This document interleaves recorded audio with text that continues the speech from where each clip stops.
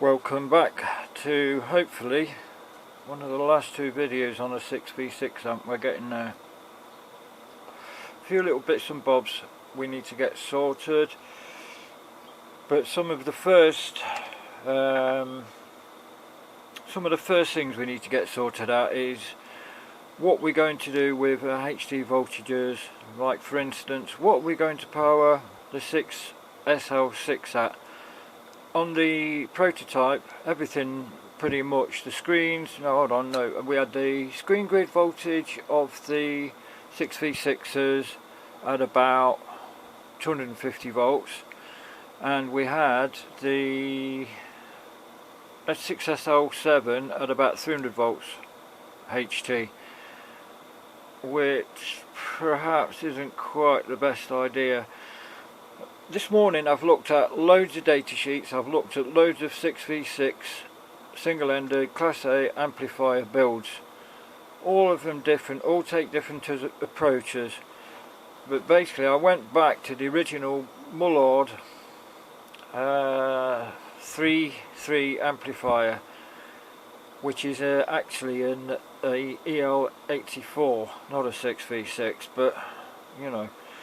Anyway, so looking at all the 6v6 data sheets that I can get hold of, they state basically because our output transformer is on the high side, it's more like 10k, then we're going to need higher voltage, we're going to need high HT.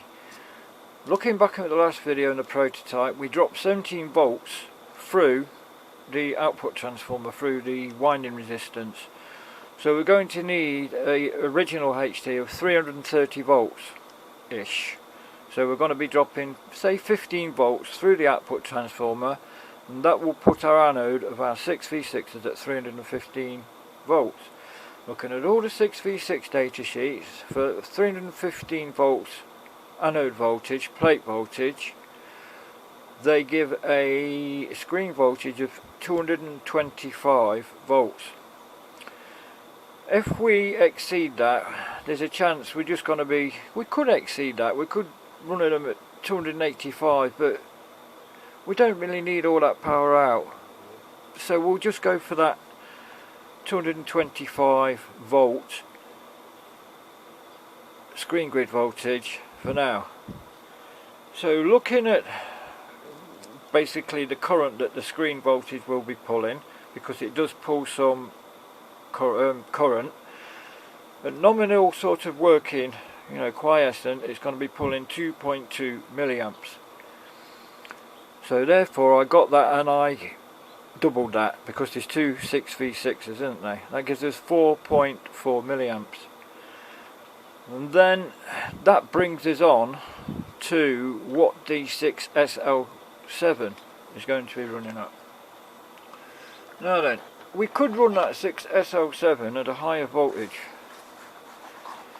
Usually what we got, you can see this, usually what we've got a HT here. These are our two big, 220 microfarad caps, 1k resistor, and then we need a drop-in resistor, and then that needs decoupling to ground, and that is going to go to our screen grids.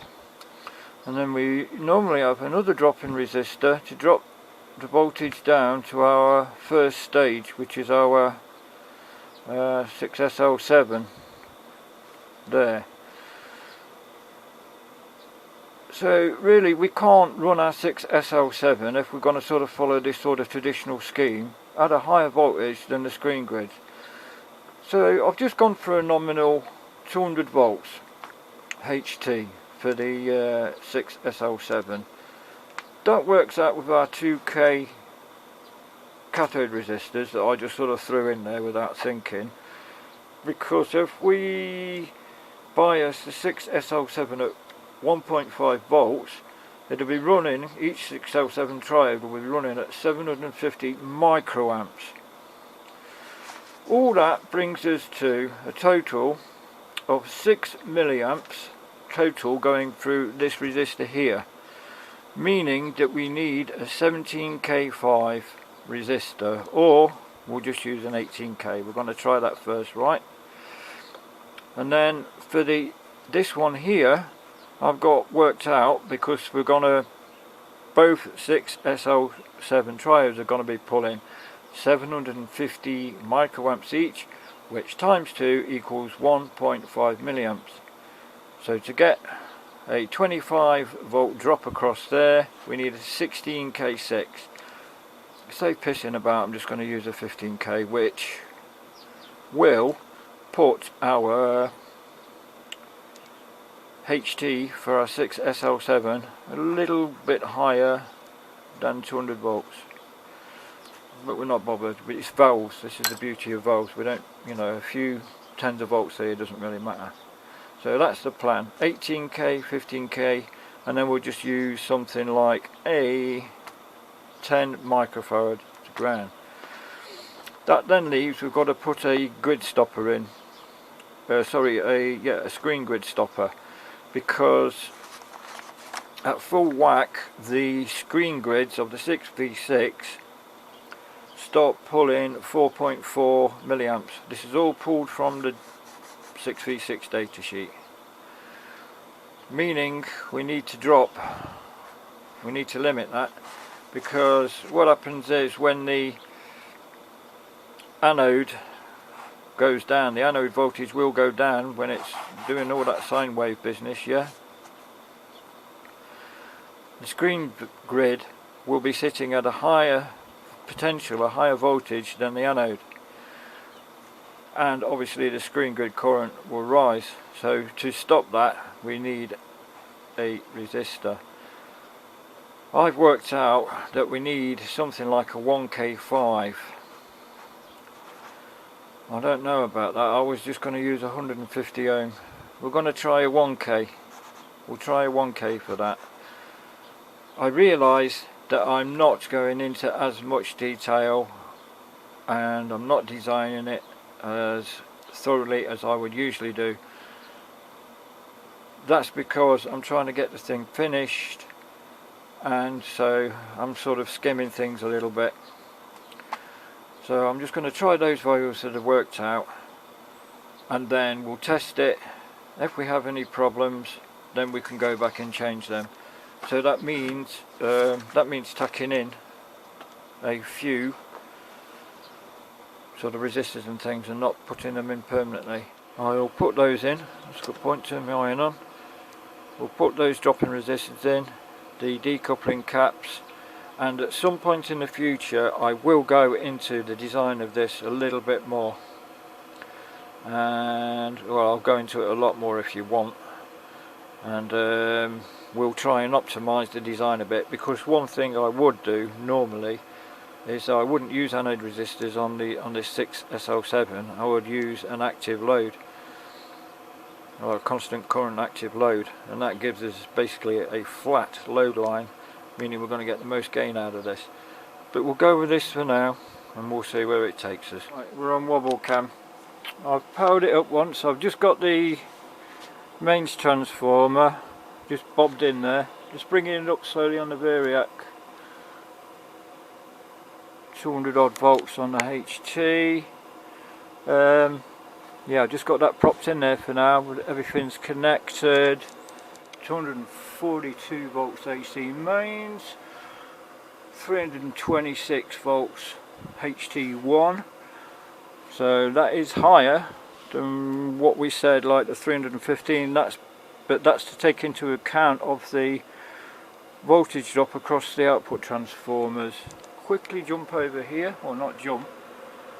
We've got two outputs coming out. One looks a lot less than the other. I haven't really investigated that. That 1k resistor in there, as predicted, is getting bloody hot. What are the problems? Those two 220 microfarad smoothing caps, they're really in the way, because it's, I don't know if you can see in there, between the bottom of the mains transformer and the top of those is very little room, and I don't know if you can see there at the moment, if we was to mount the transformer there, it'd be higher than the bottom of the chassis. So maybe I need to reposition all that. What other things? I'm going to turn this off because it's not right. So obviously that's wrong. We've got some sort of weird output mismatch there, and these are the DC conditions that I took previously. So we were getting this is just powered up sort of about 15 volts lower than what we just had it there. So we were getting on the anodes of the 6v6s 303 291, so about 300 volts. Grid 2 way too low, 210 214, about 10 volts too low. Cathodes, one was at 9.6 when it should be 13, minus 13, and one was at 15.4. Don't know what's going off there. On our 6SL7, that wasn't too bad. Both the cathodes were sitting about right at 1.6 volts, with a anode voltages of 140 and 129. So what is wrong?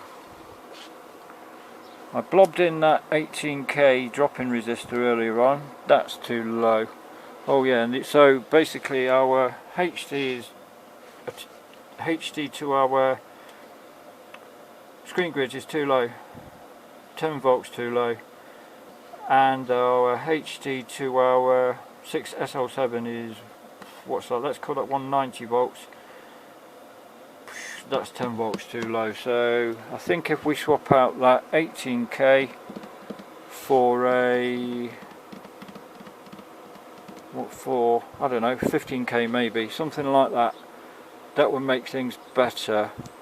And then I really have to secure this mains transformer in here so that I can get in there with the scope and see why we've got that mismatch on the output. I suspect it is because one of the 6v6s is brand new and one is a pull, I think. But apart from that, yes, not too bad. I haven't had a look at the ripple or anything of that yet. So yeah, I think that needs sorting out, as mentioned. That's got to be sorted out, and a few other bits and bobs. Right, sorry I'm waffling, a bit tired, legs giving me jip. I'll get that done and get back to you more later.